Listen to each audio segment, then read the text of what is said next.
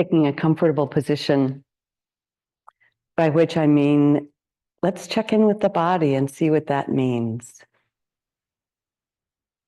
The Buddha instructed us to meditate in one of 4 positions: sitting, standing, lying down, or walking. And in this moment, you're welcome to do any of those that suit you, whether you're here or at home. So maybe just pause for a moment and check in with the body and have a listen to what it would like.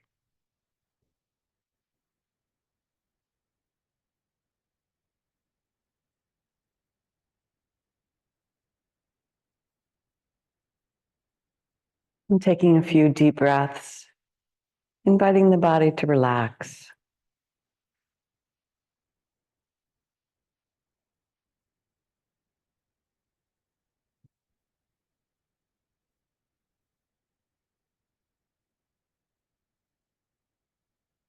Inviting the breath to encourage the body to soften, find ease and comfort.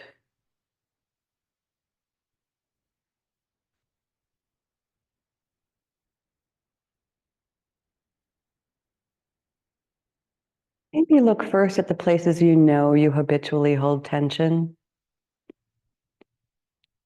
Maybe it's the jaw or shoulders, neck, lower back. And allow yourself some movement to encourage those places to let go a bit.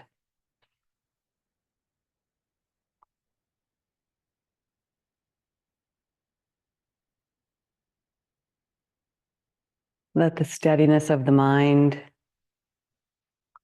equal the steadiness of the breath, equal the steadiness of the heart.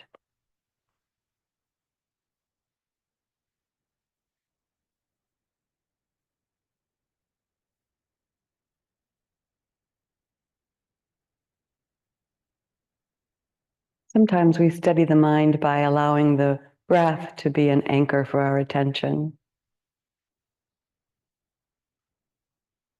Simply following the breath.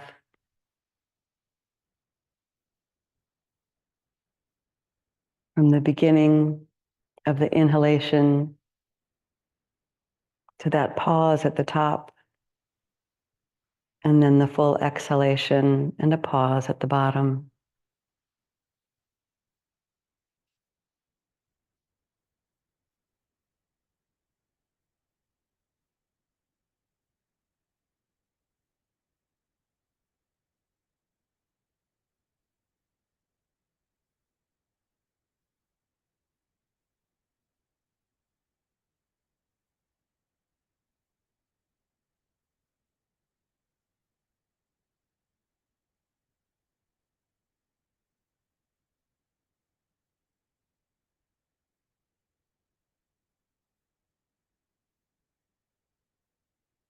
Maybe the mind isn't quite so steady after all.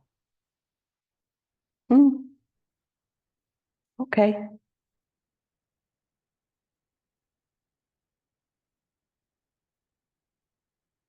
Maybe the breath is raggedy or sometimes short, sometimes long. Okay.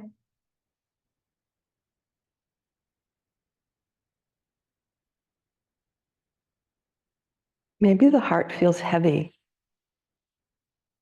or bright. Okay.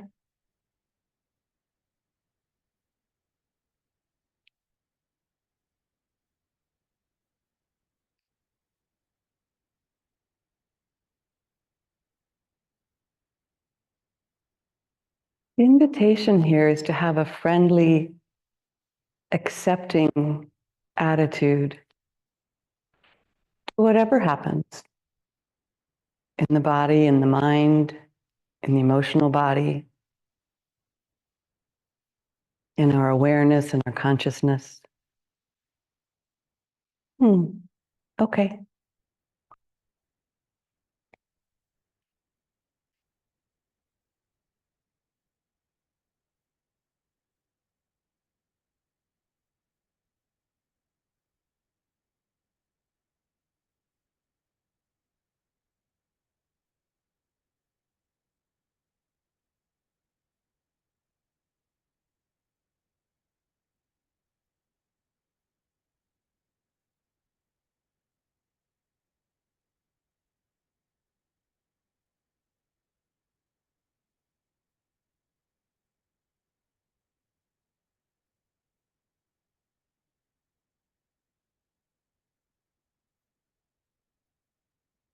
Thoughts, of course, will arise and pass. Sometimes we might find that we have followed one of those down a very long, long trail. And when we realize it, we're back in this moment.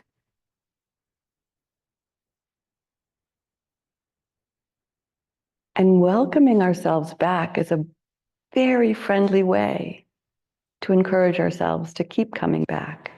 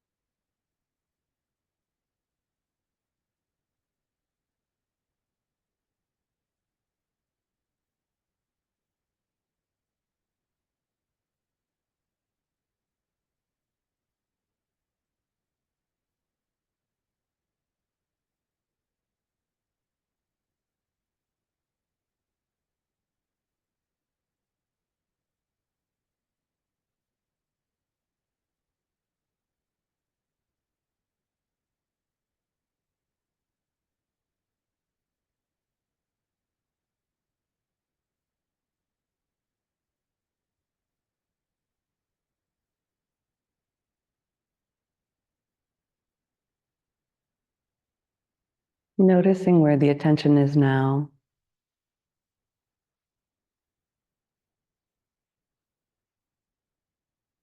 Kindly relaxing the body again.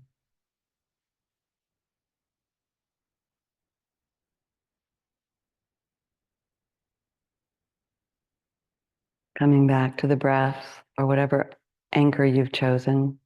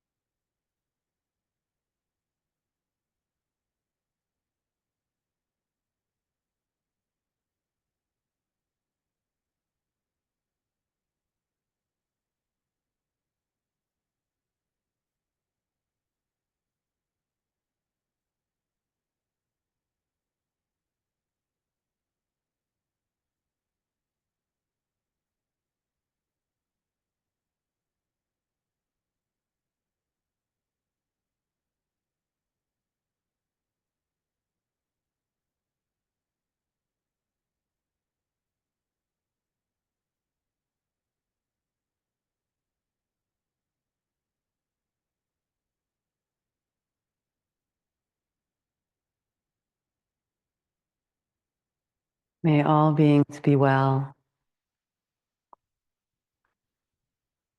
May all beings be safe and protected from harm.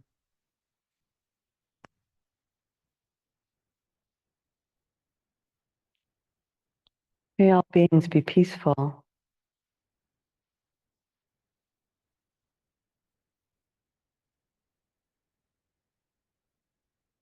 May all beings enjoy happiness and freedom from suffering.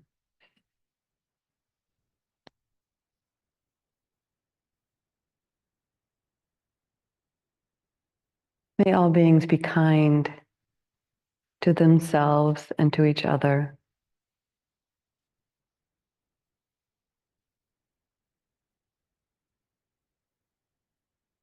May all beings live with ease.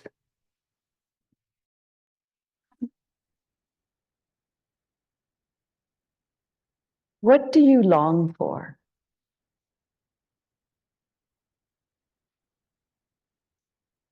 Inspired by a recent retreat at Seven Oaks Retreat Center entitled Jewish-Buddhist Intersections, an Embodied Retreat, with Tricia Stotler, who's an IMCW, Insight Meditation Community of Washington teacher, and Rabbi Robbie Schaefer.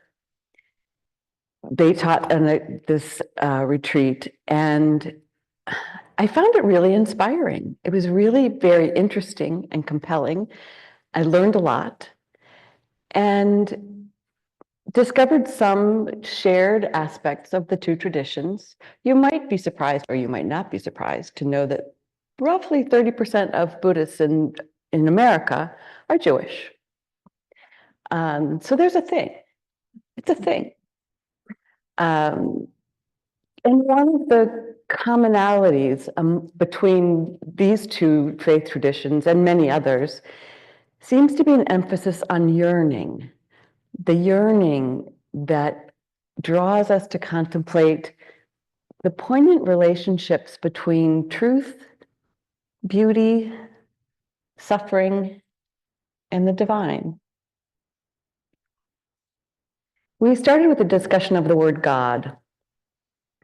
Of course, that's a word, a name that can be triggering for some of us. I know that for some, even meeting in a sanctuary is a little bit edgy and uncomfortable. The church has been responsible for no small amount of trauma in our communities, in our world, throughout the ages. So Rabbi Robbie did try to neutralize some of the emotional charge inherent in the name. I learned, for instance, that the word God in Hebrew is unpronounceable. 30% of you may already know that. It comes out sounding like breath. Doesn't that seem to acknowledge the ineffable quality of God or Buddha nature or spirit or oneness? It sounds like breath. The rabbi defined God as everything that is, was, and will be. That includes you and me. A little like how we describe Buddha nature, inherent in all sentient beings. And our definition of sentient is a work in progress, isn't it? We now know that trees communicate with one another through their roots with the help of some friendly fungi nearby. We learn. Rabbi Robbie went on to say that the Torah doesn't ask us to believe in God, but to love God. Moreover, the word love in Hebrew is a verb, not a feeling, but a doing. We'll get back to that in a little bit. In fact, I heard more references to wrestling with God than to loving God in the conversation about the relationship between Jews and God. He once used the example of looking at the stars in a night sky. You know, when you see a star or a constellation in your peripheral vision, and then you look and it's gone. but you know it's there. That's the pull. We can't see it. But part of us, we know it's there. The Buddhist teacher at the retreat, Trisha, thinks of the pull of spirituality like this. She said, gravity holds us to the earth, and God, or spirit, or Buddha, or fill in the blank, pulls us into being, pulls us toward the sacred, the mystery. As a word to live by, the Japanese Soto Zen master Kodo Sawaki Roshi said, what's the Buddha Dharma about? It's about having every aspect of your daily life pulled by the Buddha. I'm frequently struck by the human dilemma of a bounded brain.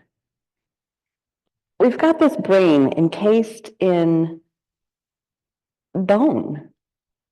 And this finite brain in this tiny little space seeks to understand or create the meaning of existence. But it does, and we do. And we've been doing it for thousands of years. We search for the meaning of life, the meaning of existence, the unbounded. And we search from here, our little bounded brains. It's more vast than we can comprehend with our conceptual mind, and yet many of us at least never stop trying. I suppose that for some, the exploration of space or the study of those ever tinier particles of matter that exhibit ever increasingly weirder behaviors, the more we study them, maybe that creates that pull for some. Philosophers, neurologists, psychologists are pulled to contemplate the mysteries of what it means to be human.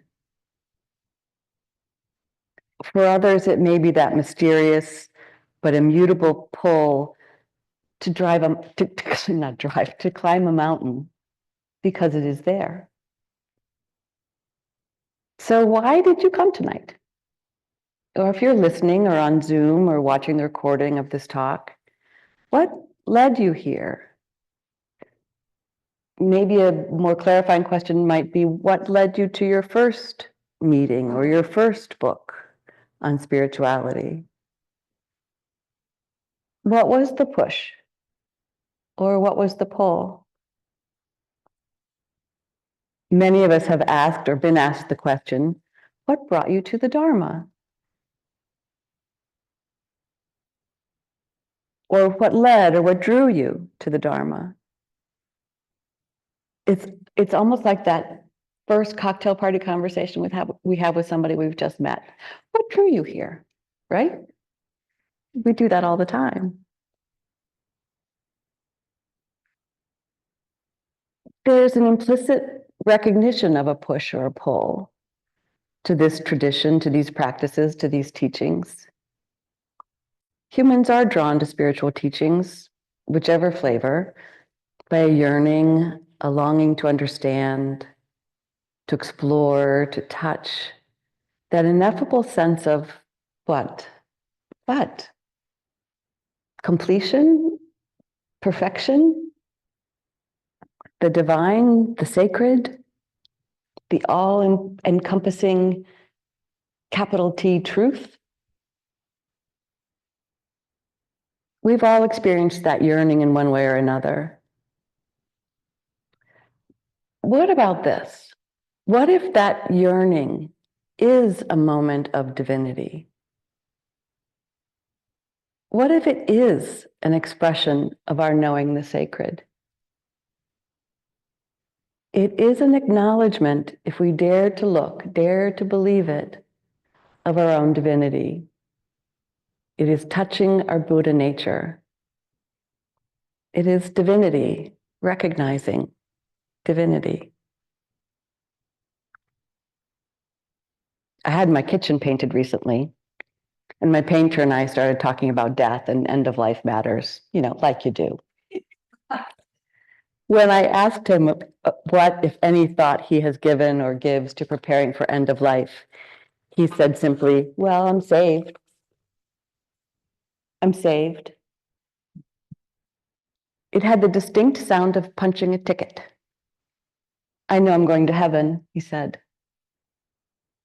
I still can't quite fathom that level of certainty.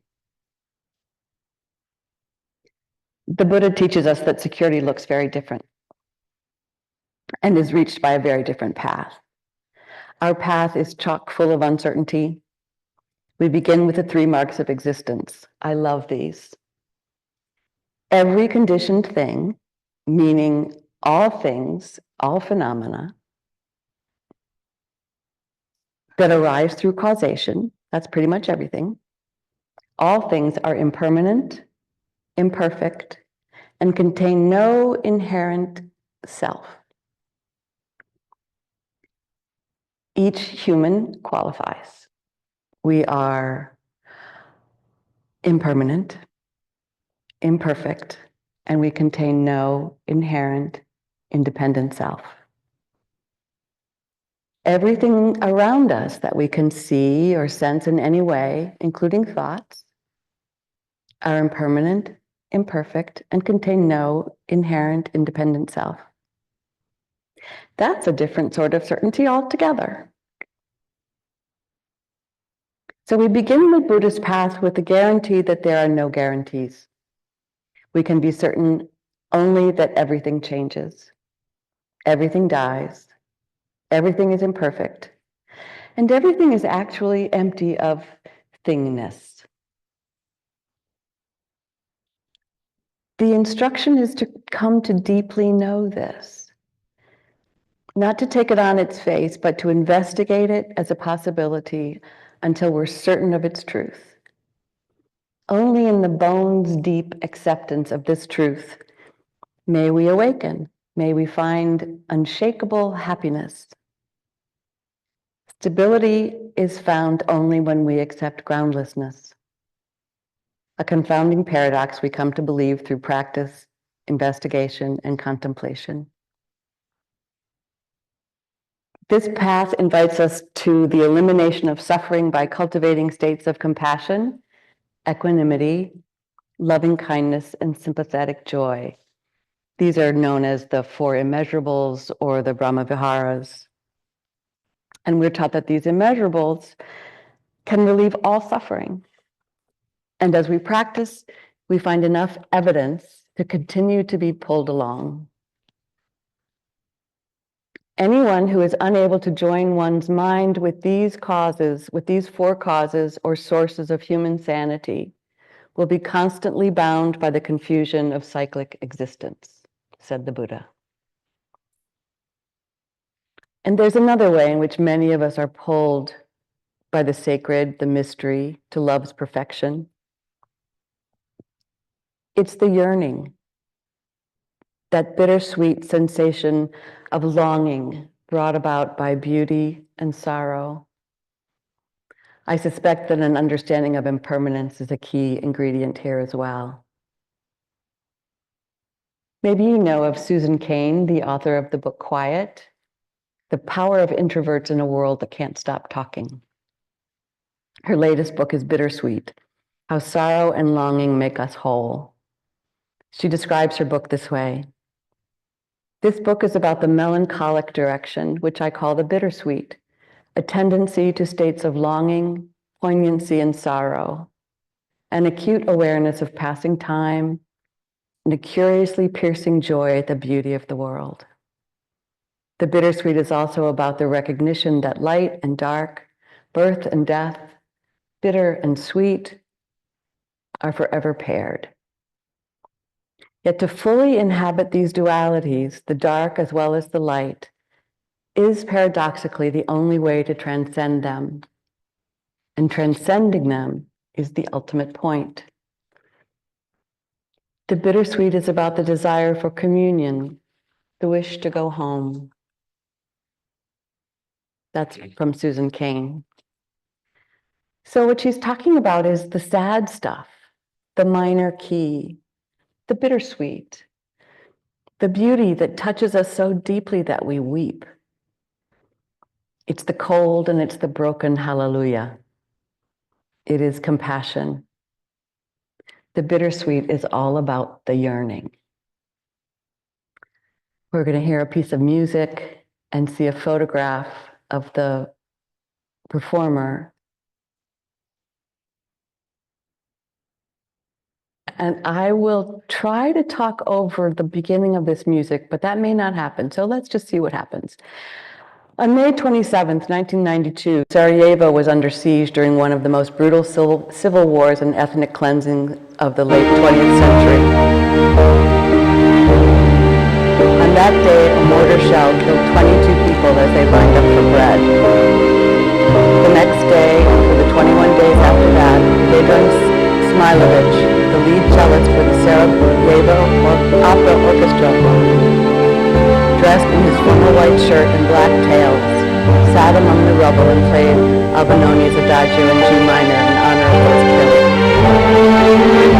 Somehow, for those 22 days, in the middle of the shelling, machine gun and sniper fire, the bullets never touched him.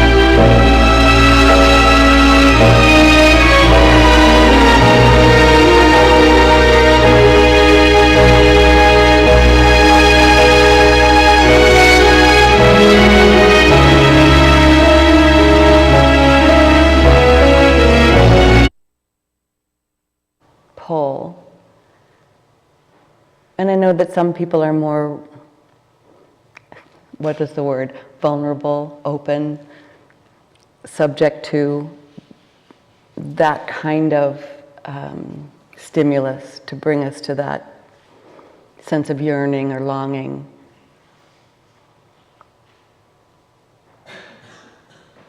But I think it also points to this lovely intersection between Buddhism and Judaism, between Buddhism and maybe all other faith traditions. Compassion, that quivering of the heart as it's described in Buddhist thought. Compassion, it's not empathy, which is taking on the feelings of another. Empathy, taking on the feelings of another, can simply be crushing. And compassion isn't pity either, which has a poor you, distant quality of superiority. It's kind of the bless your heart, Southern speak for, "Ooh, baby, I would never let that happen to me." Pity is a stark example of the evil created by separation. But compassion, being drawn toward suffering in order to alleviate it, that's what compassion is. Love as a verb, compassion, to suffer with.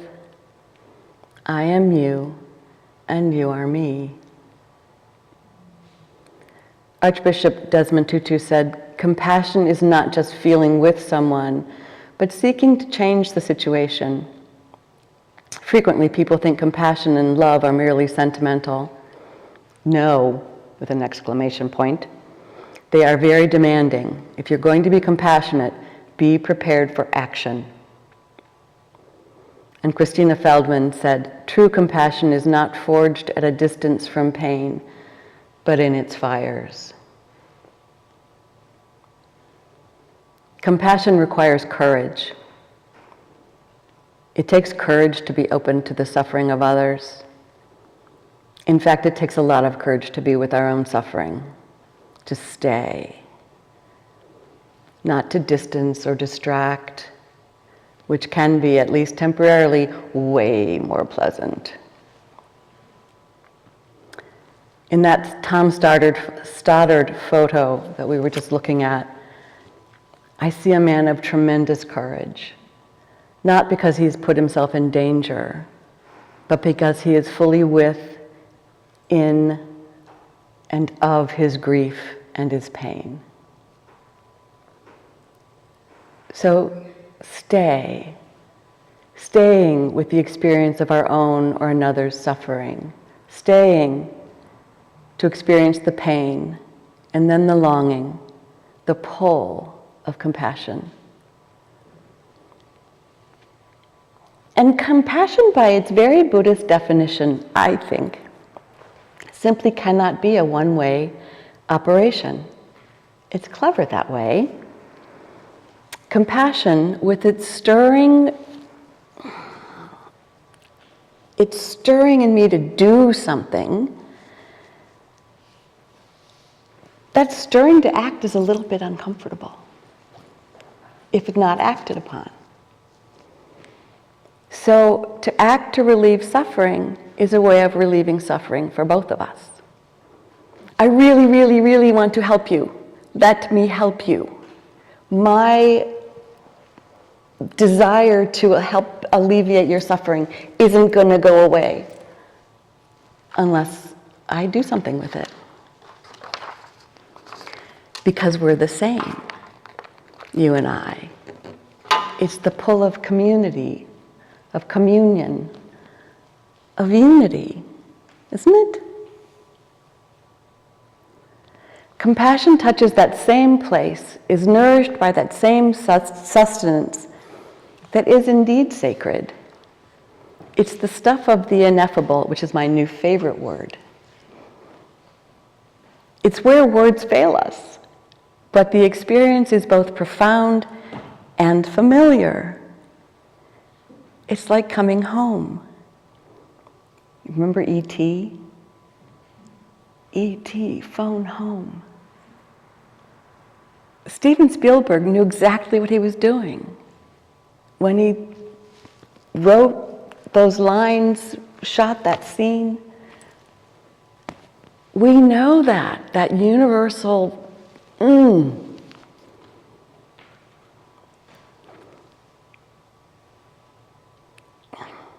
It's the longing for the home, and the home is within us.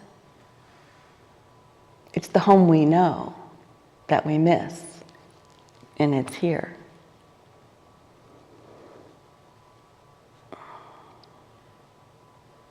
In Pali, which is the language of the Pali canon of Buddhist teachings, the word bodhi means awakened, and citta means heart-mind. So bodhicitta is awakened heart-mind. One who vows to move consciously into the pain of the world to help alleviate it is called a bodhisattva. And often the term bodhisattva is paired with the word warrior. It takes courage. The Bodhisattva vow, according to Pema Chodron, she says, we vow to move consciously into the pain of the world in order to help alleviate it. It's said that when we make this commitment, it sows a seed deep in our unconscious, deep in our mind and hearts that never goes away. This seed is a catalyst that jumpstarts our inherent capacity for love and compassion, for empathy, for seeing the sameness of us all. So we make the commitment, we sow the seed, then do our best never to harden our heart or close our mind to anyone. Please hear this. I am not advocating immersion of anyone's attention into the suffering of the world. Our world, that was Pema, this is me. Our world, both up close and far away, is fraught with cruelty and fear. It is wise to titrate what we expose ourselves to. Our circle of compassion is far larger than our circle of influence. Compassion pulls us, and it's a pull to alleviate suffering. We must pair our compassion with wisdom, shore it up with equanimity, and balance it with joy and loving kindness. Just as we are wise to consider what we put in and on our bodies, it is wise and compassionate to take care when deciding how much of the news of the day we ingest.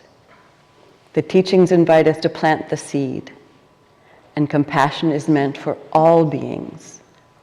Our compassion is meant to include ourselves.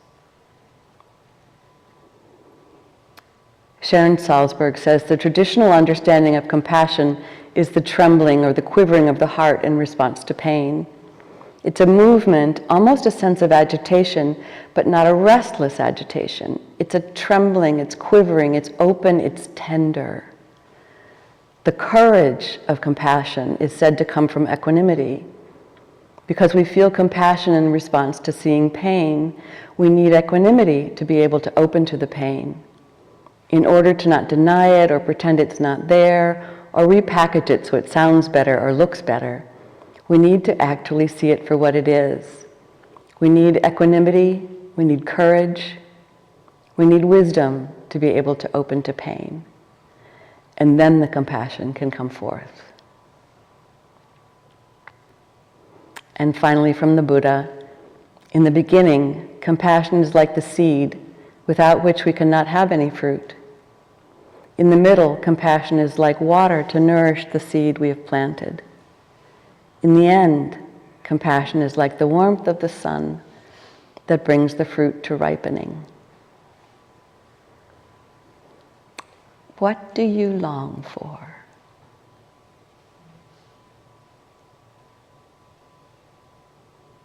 Thank you for being here and for your kind attention.